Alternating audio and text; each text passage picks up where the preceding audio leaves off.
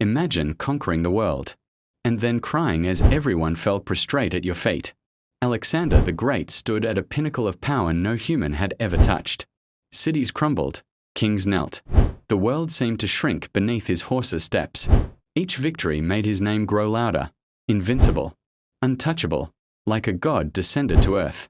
But even at that summit, he fell silent. There were no cheers, no smiles, just a blank stare at the horizon that had vanished. He wept. His generals were confused. Wasn't this the greatest victory in history? And therein lies the twist. Alexander didn't cry because he was tired. He wept because he realized one terrible thing. When the world was conquered, there was no purpose left to live. He conquered everything, except the emptiness within himself. Imagine standing before tens of thousands of enemies, and choosing not to retreat a single step. At Thermopylae, 300 Spartans stood shoulder to shoulder. They knew their numbers were ridiculous. They knew victory was nearly impossible. But King Leonidas didn't come to win. He came to stop time. Every broken spear, every fallen shield, was rewarded with a courage that made the enemy hesitate to advance. Day after day, the Persians attacked. Bodies fell. Blood soaked the narrow ground. But Sparta stood. Not because they didn't fear death, but because they feared losing their honor even more. Then betrayal struck. A secret passageway opened. Death was inevitable. And the twist? Leonidas ordered his allies to retreat, not to save themselves, but so the world would witness. Because Sparta's victory wasn't about survival, but about making history never dare forget their sacrifice. Imagine a kingdom never seen, but capable of driving kings, armies, and explorers to their senses. Its name was El Dorado, a city of gold that was said to shine brighter than the sun. Word of it spread like poison. Kings sold kingdoms. Armies were sent into the deadliest jungles. Thousands set out, never to return. Rivers filled with corpses. Jungles swallowed their screams. Map after map was drawn, and then discarded, because none matched reality. Each failure only fueled the obsession. If it hasn't been found yet, it's closer, they said. Dozens of expeditions were ruined. Kingdoms collapsed. Countless lives were lost. All for gold that never existed. And the twist? El Dorado may never have been a city. It was simply a story deliberately invented, to provoke human greed, and to see how far humans would go to destroy themselves, for something that might shine. Imagine the world's most powerful empire, trembling because of one woman. Her name was Boudicca, a queen not born to submit. When the Romans publicly flogged her and destroyed her nation, they thought that was the end of the story. They were very wrong. From the ashes of humiliation, Boudicca rose, a rage that burned the land of Britain. She led tens of thousands of soldiers. Roman cities fell one by one. Fires spread. The usually invincible legions fled. Rome lost control. For a moment, the empire truly was on the verge of collapse by a queen thirsting for justice. But the final battle came. The Romans returned with cold strategy. Boudicca was defeated. History wrote her off as a failed rebel. And the twist? The Romans won the war. But from that day on, they never felt safe again. Because one truth had been born. Even the greatest empires can be nearly destroyed by the courage of one woman. The first fire was lit not by an enemy, but by the king's own command. In the dead of night, the king stood on the palace tower, overlooking the city he had spent his life building. Houses, markets, temples, everything was soon engulfed in flames.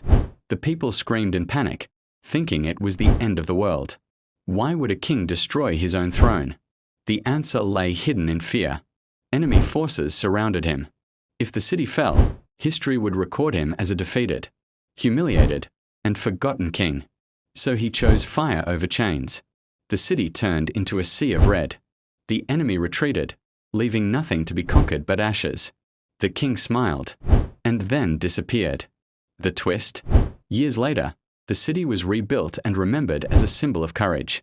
The king's name is immortal, not as a destroyer, but as a ruler who chose to sacrifice everything, to defeat his enemies in one final way, leaving nothing to be won.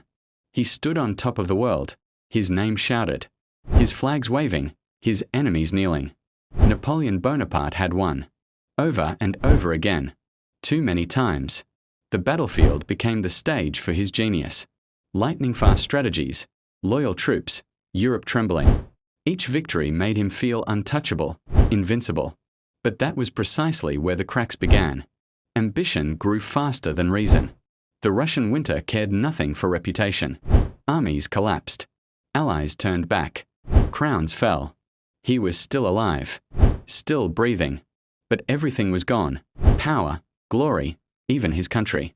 Exiled on a lonely island, he stared out at the sea. No army, no throne. The twist?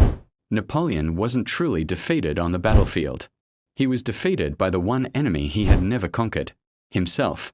Even after his breath died, this king's name still struck fear into the world. Genghis Khan, a conqueror whose life was filled with victory, blood, and fear. While he lived, empires crumbled at the mere news of his arrival. But his death was even more terrifying. His remains were hidden. His burial route was kept secret. His entourage disappeared one by one. There was no tomb. There were no monuments. It was as if the world was forced to forget, but failed miserably. His empire continued to expand after his death, led by the shadow of his name. Kings bowed in fear of the legacy he left behind. Centuries later, people still search for him. Not out of reverence, but out of fear of what would happen if his secret were revealed. The twist? Genghis Khan didn't need to live to conquer the world. He had already triumphed, even over death itself. They weren't defeated by the enemy. They rotted from within. This is the story of the Roman Empire, the most powerful empire ever to bring the world to its knees. Its legions were invincible. Its laws ruled the world. Gold flowed into Rome. From the outside, everything seemed eternal.